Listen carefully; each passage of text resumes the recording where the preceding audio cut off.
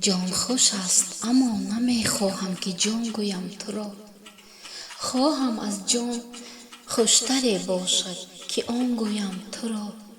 من چی گویم که آن چنان باشد حدی حسن توست. هم تو خود فردا که چو جانی تا چنان گویم تو را. جان من با آن که خواست از بهر رفتن آمدی، ساعت بنشین که عمر جاودان گویم تو را. تا رقیبان را نبینم خوشدل از غمهای خویش، از تو بینم جبر و با خود مهربان گویم تو را. بس که می خواهم که باشم با تو در گفت و شنید، یک سخن گر بشنوم صد داستان گویم تو را.